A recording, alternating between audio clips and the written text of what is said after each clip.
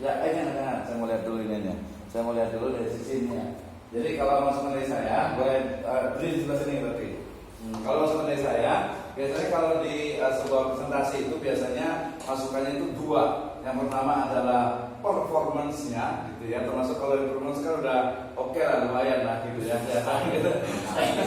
Antara ini kan udah biasa ngajar, gitu ya.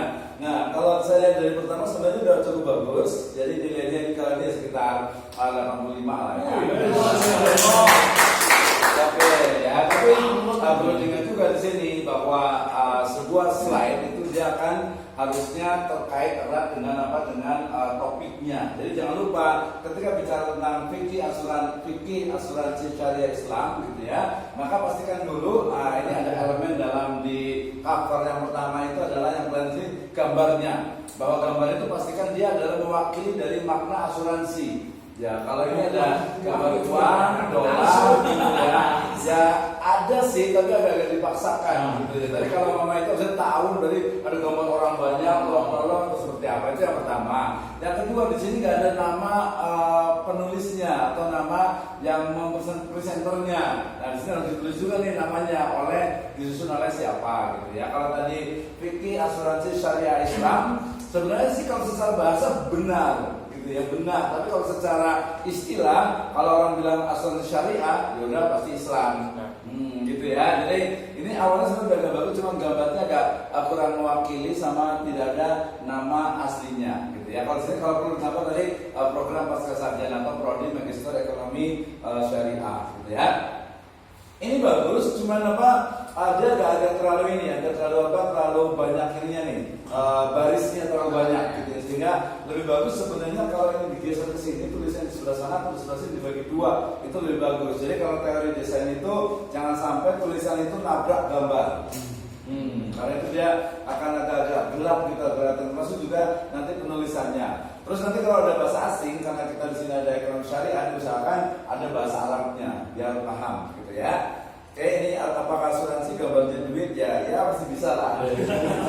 Bisa diampuni lah. Masih bisa lah, gitu ya.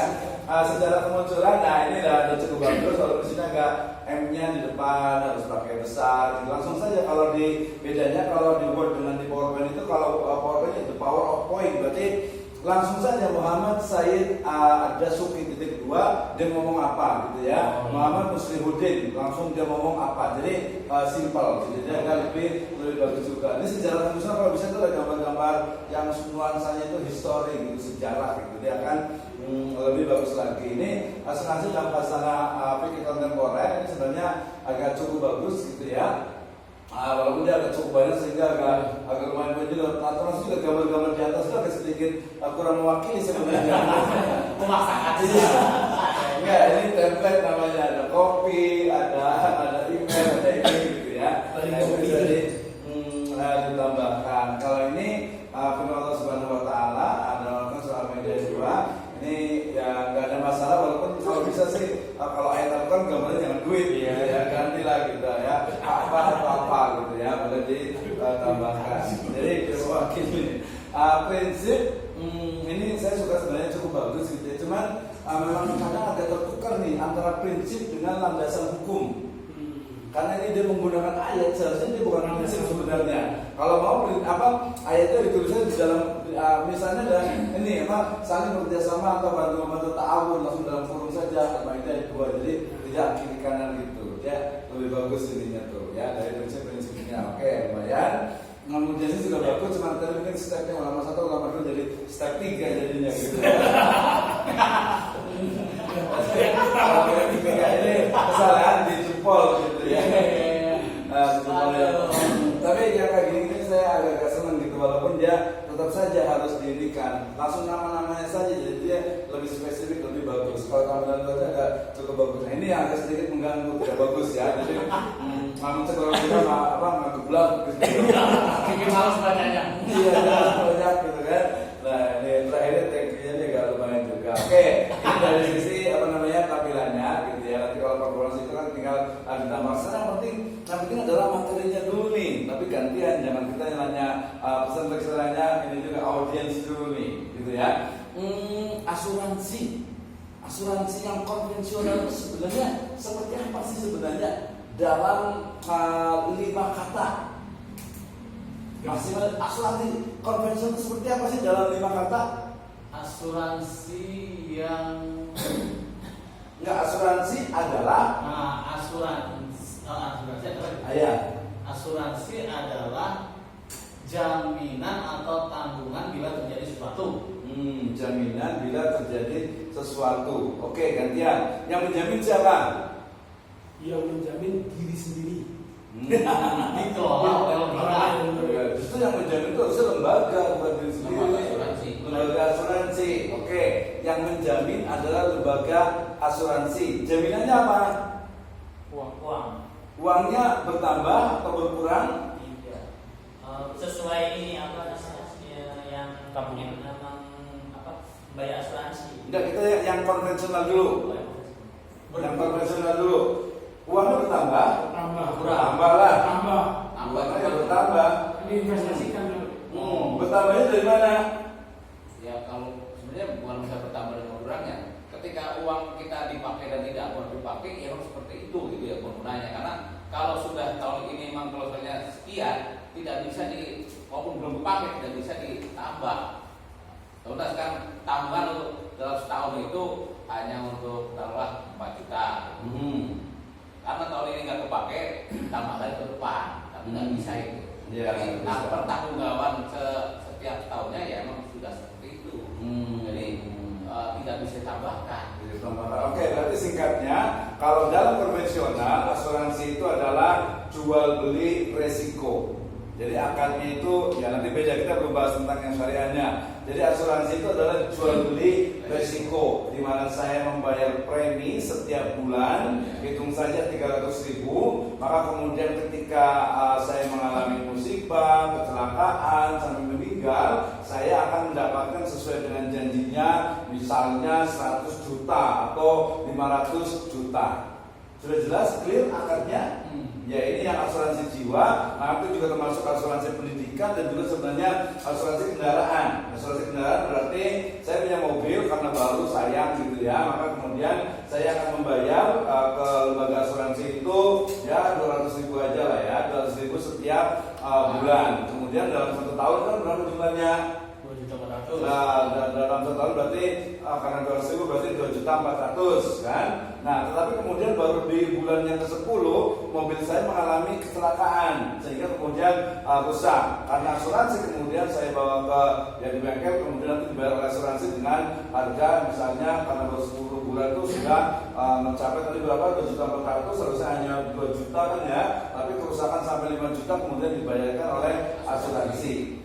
Kalau tadi asuransi yang jiwa juga sama, keluarga juga sama, pendidikan nanti dalam jangka waktu tertentu. Pertanyaannya berarti kehalamannya itu di mana?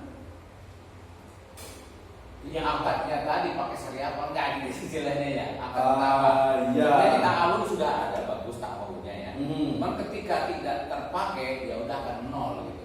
Tinggal asuransinya apakah asuransi kendaraan hilang TO atau asuransi pendidikan atau asuransi jiwa. Nah kalau asuransi jiwa kan tadi ya kalau sudah meninggal atau kecelakaan ya dapat. Tapi ketika tidak terjadi kecelakaan ya saling menolong ta'awunnya itu. Oke, berarti dari sisi ta'awunnya. Tetapi kemudian kalau misalnya kan dia kalau dari konvensional kan nggak pakai syariah otomatis kan. Kita jadi kita berbicara tentang yang konvensional dulu. Konvensional berarti adalah jual beli resiko. Saya misalnya bayar baru 10 juta, kemudian saya mendapatkan 50 juta. Itu haram atau tidak, gantian? Haram. Haramannya di mana? Mungkin kalau istilahnya di goror ya. Goror apa tuh goror? Yang apa namanya? Ya, nanya ke Pak Matri gitu ya. Goror itu apa sih? Goror itu apa goror? Goror itu berbunga kali. Berbunga. Goror itu ketidakpastian. Pasti. Apa? Spekulasi. Bisa subhan, spekulasi, tapi lebih tepat itu ketidakjelasan kualitas dan juga kuantitas barang. Tapi itu bukan goror sebenarnya. Ya ada unsur goror, tapi goror itu adalah di nilai pengembaliannya. Nah, itu horornya di situ. Tapi ada yang lebih lain yang lebih penting. Kenapa asuransi konvensional itu haram? Dan ini diputerin.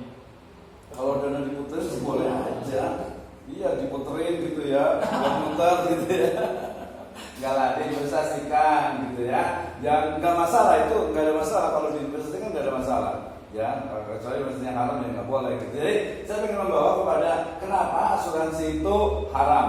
Nah, setelah itu baru kita bicara tentang ya kita bisa kritik juga ini benar-benar tahun atau tadi hanya berubah tadi jadi haram menjadi halal, gitu kan ya. Walaupun nanti perspektif juga berbeda. Misalnya orang Jakarta ya dibandingkan dengan orang Tenjo terhadap kebutuhan terhadap asuransi pasti berbeda. Ya kan ya. Dari mulai mobilnya, kendaraannya, kemudian juga pendidikannya dan sebagainya. Oke lah, kembali lagi ke tadi, soalnya katanya aja deh. Tadi asuransi kan udah jelas ya. Jadi asuransi itu adalah jual beli resiko. Ya, saya hanya baru mengumpulkan 5 juta, ya kemudian saya mungkin kecelakaan, ya qadarullah, atau mungkin juga meninggal, saya dapat 50 juta. Boleh nggak sih?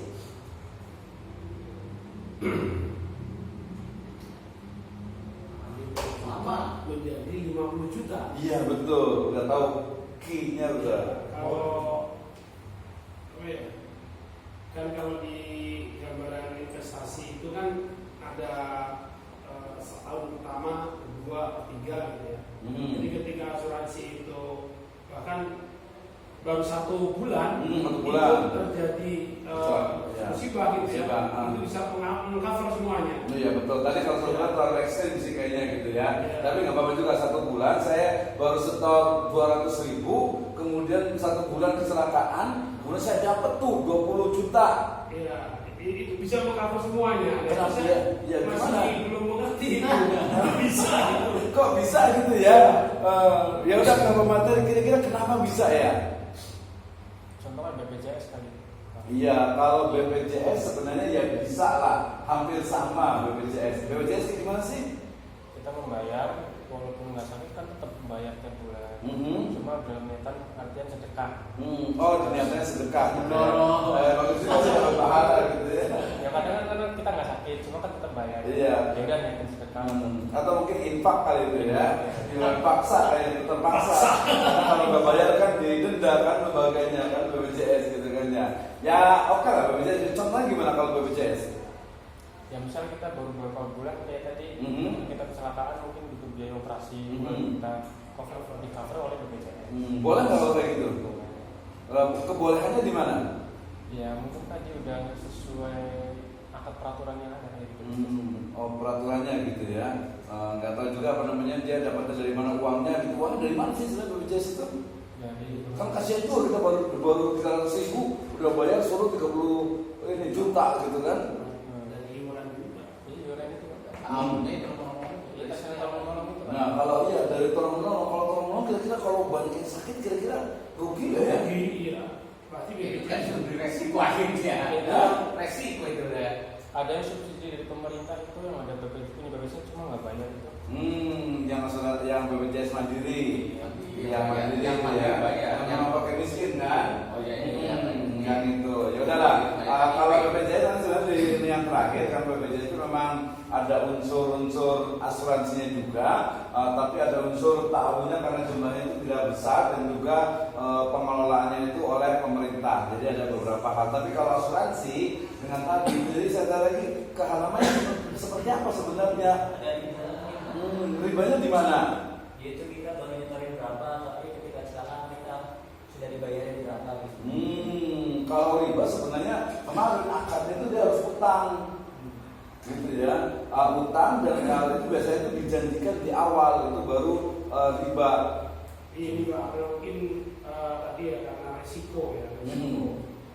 Jadi ketika tidak ada resiko, maka dana itu menjadi tidak bisa dimanfaatkan. Iya betul, hangus kan? Jadi di situ ada pihak yang sama sekali merugikan gitu. Ya, walaupun ada beberapa asuransi sekarang yang konvensional juga mereka mencoba merayu itu dengan uangnya ada kembali gitu, walaupun berapa persen jadi tidak hangus 100%. Oke, balik lagi lebih fokus lagi. Jadi sebenarnya asuransi seperti itu dia riba atau ada istilah lainnya. Saya mengeluarkan uang sedikit tapi kemudian saya dapatnya banyak tanpa adanya bisnis. Namanya apa? Beranak itu bunga. Iya, bisa jadi beranak, bercucu gitu kan ya. Investasi itu berarti kayak investasi. Ya, tapi justru dari investasi. Saya mengeluarkan uang 100.000, kemudian saya dapat 10 juta tanpa adanya bisnis, tanpa adanya akad, tanpa adanya investasi. Ada Itu namanya apa tuh? Namanya tadi pelihara tuyul. Hah? Pelihara tuyul. Ya enggak, yang logis. Kalau tadi apa? Kalau horor itu ketidakjelasan pada barang, kualitas dan juga spesifikasi. Saya mau beli mobil, yaudah harganya berapa 100 juta, nanti kan saya kirim. Itu horor yang berat dan itu batal. Siapa namanya jual belinya. Tapi saya beli mobil, saya beli mobilnya mana? Ini mobilnya. Silakan diperiksa begini, yaudah saya bayar. Ada horornya tapi kecil, karena kan kita nggak tahu mesin mobil, tapi itu dimaafkan. Jadi horor yang berat, yang memang merugikan itu yang haram. Jadi horor itu ada ketidakjelasan. Nanti dikirim ya bulan besok barangnya udah bayar duluan. Horor kapan bulan besoknya nggak ditentukan tanggalnya. Itu namanya horor. Tapi kalau ini namanya disebut dengan apa? Sebelum dijawab, ini saya bayar dikit nih, dapat duitnya banyak, dapatnya. Kalau dapat keuntung, kalau nggak dapat ya berarti enggak. Jadi judi. Penitipan bukan masuk piwala, penitipan bukan. Ya betul. Ya dia termasuk maisir atau perjudian. Perjudian. Kenapa? Karena mengeluarkan uang sedikit, kemudian apa? Mendapatkan banyak tanpa adanya akad, tanpa adanya bisnis. Nah, ya karena apa? Tadi apalagi dalam kategori bisnis itu adalah dia jual beli resiko. Jadi resikonya itu yang dijual belikan. Dan bisnis mereka tidak tahu seperti apa. Apakah mereka memang akan dikasihkan dari uang peserta atau sebagian mereka investasikan. Kalau diinvestasikan nanti pengalaman berikutnya adalah mereka diinvestasinya itu di lembaga keuangan yang ribawi juga. Oke, berarti kesimpulannya adalah bahwa asuransi konvensional itu jelas haram karena pertama jual beli resiko, yang kedua mengandung unsur maisir, ya kemudian juga apa? Atau lagi kira-kira Bang? Ya kalau dia pinjaman diinvestasikan dia juga ada mengandung unsur riba juga. Oke, sudah selesai. Sekarang yang haram itu biar jadi halal. Kenapa? Karena kebutuhan akan asuransi itu di perkotaan itu sangat penting, sangat perlu.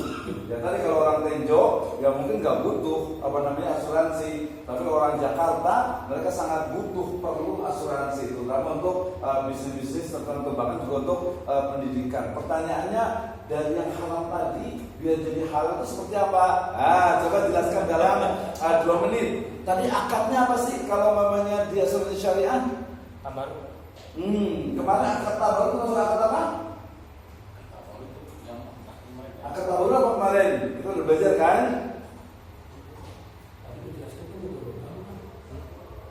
Akad sebelum masuk ke mudharabah di akad dulu, jenis akad. Menitipkan tabaruk. Bukan, menitipkan barang salah satu dari akad tabaruk. Menolong salah satu dari akad tabaruk. Zakat salah satu dari akad tabaruk. Wakaf sedekah salah satu dari akad tabaruk. Tabaruk itu apa? Lawan dari tijari.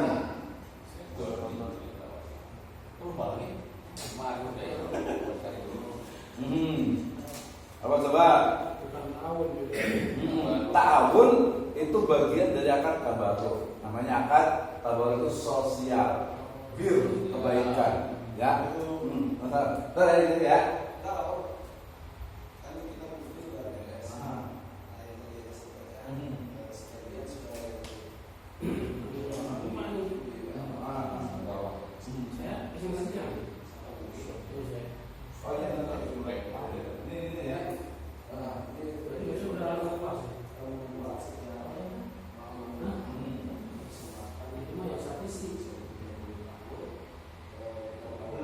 Di edaran tanggal berapa? 16 kan?